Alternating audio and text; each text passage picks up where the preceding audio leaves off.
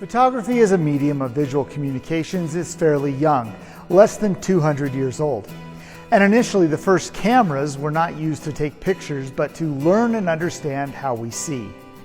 The camera obscura, referenced in Chinese texts dating back to about 400 BC and in the writings of Aristotle in 330 BC, was more formally invented, or at least used as a scientific tool to study optics, by Arab scholar Ibn al-Haytham in the early part of the 11th century. The camera obscura is the precursor to the pinhole camera, and he used it to demonstrate how light can be used to project an image onto a flat surface. Now, by the mid-1600s, finely crafted lenses were being developed, and artists began using the camera obscura to help them draw and paint elaborate real-world images. We'll learn more about photography and cameras in this episode of Artifact of the Week.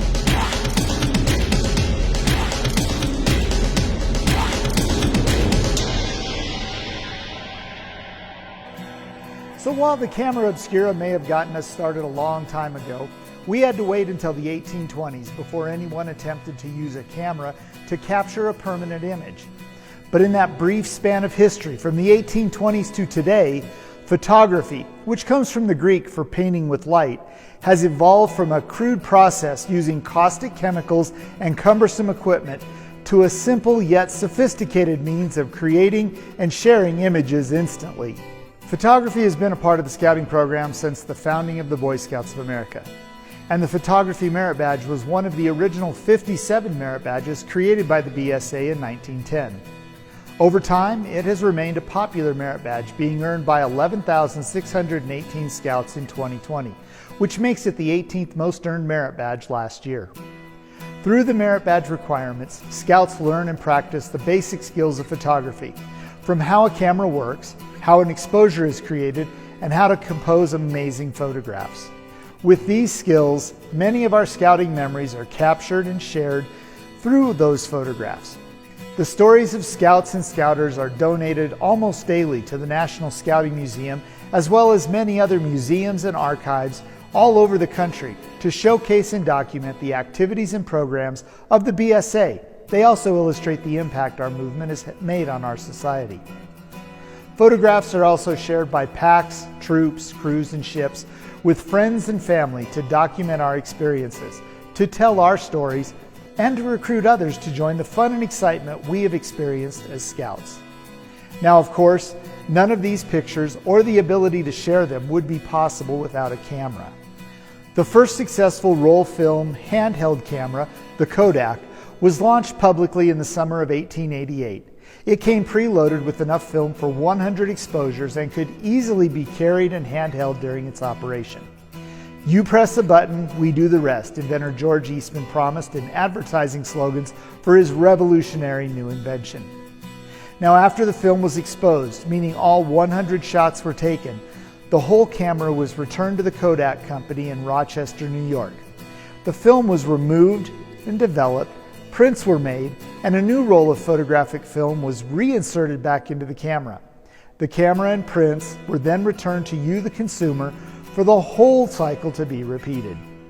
Eastman received a patent number 388,850 for the camera's shutter, and the trademark numbered 15,825 for the Kodak name on September 4th, 1888. The immediate triumph of the camera prompted Eastman to change the name of his company from Eastman Dry Plate and Film Company to Eastman Kodak Company in 1892. Eastman Kodak went on to also produce the first BSA branded camera in 1929.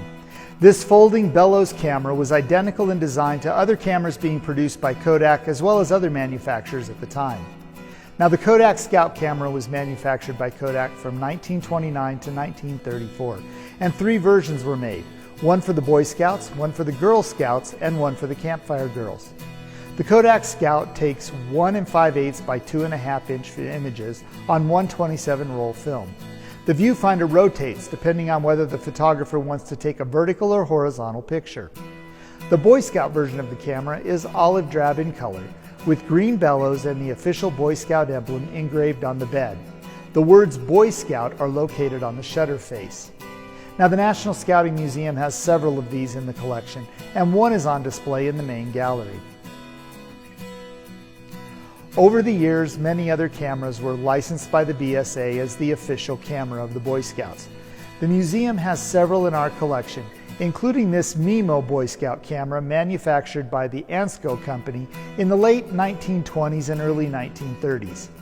The Mimo was capable of taking 50 18 by 23 centimeter exposures on standard 35mm film. Typically fitted with an f6.3 Ilex-centric lens, the shutter provided speeds of 1/25th to 1/250th of a second, plus a bulb setting for longer manual exposures. Features included an automatic exposure counter, direct viewfinder mounted on top, and a sliding film advance lever on the back. The camera was originally sold for $15. In the 1950s, the George Herbert Company of Chicago manufactured the 620 official Boy Scout of America camera. It was a simple-to-operate black plastic box camera with an eye-level viewfinder. It featured a fixed focal length lens and simple snapshot shutter. In addition to the BSA model, there was also a Cub Scout branded model of this camera. The George Herbert Company also manufactured the 127 model official BSA camera in the late 1950s.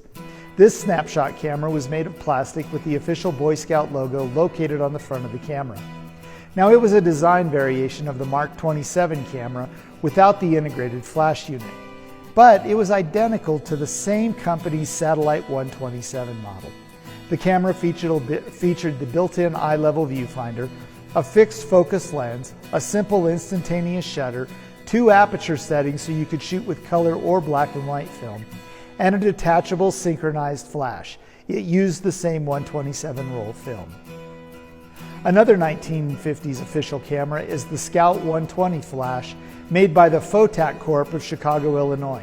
Now, this metal box camera with simple lens and shutter was licensed and sold through the National Supply Service. The Scout 120 used Type 120 film, and around the lens is printed Precision 110mm Zeller lens. There are several other names of this same model design, and it's known as the Macy 120, the Trailblazer 120, the Marksman and Traveler, and the Spectator Flash. During the 2001 National Jamboree, a special Jamboree branded camera was sold to participants at the Jamboree Trading Post. This 35mm Instamatic camera was loaded with 24 exposures and came with a built-in flash. At the 2019 World Scout Jamboree, Eagle Scout Matthew Monroe was outfitted with this Canon Rebel T6 to document his experiences with scouts from around the world as they gathered at the Summit Bechtel Reserve to celebrate scouting. Here are some of the images that he captured.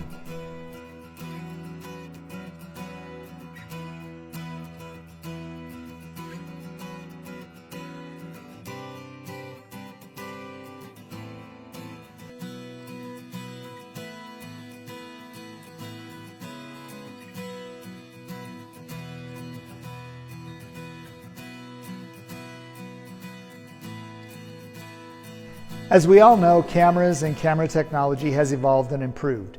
Today, some of the best handheld cameras available are actually a major feature and a selling point of your smartphone. Speaking of smartphones, here's an interesting tidbit. In 1992, Eagle Scout Eric Fossum developed the little sensor that allowed cameras to be smaller, more economical, and gentler on battery life. Commonly known as the CMOS Image Center, originally it was intended for applications in space, but is largely used today for capturing images ranging from smartphones to small, intricate medical cameras. Going back to the Photography Merit Badge for a moment, the final requirement is to investigate careers related to photography. Well, back in 1972, as an 8-year-old Cub Scout, I had the opportunity to tour the television studios of the Armed Forces Radio and Television Network in Seoul, South Korea. I became mesmerized by the technology of television. When I was 11, a few years later, I earned the Photography Merit Badge as a Boy Scout. One of the requirements back then was to make a pinhole camera and take a photo. Now, those two scouting experiences really did change my life. I fell in love with the idea of telling stories through pictures and thought television was the best way to do that.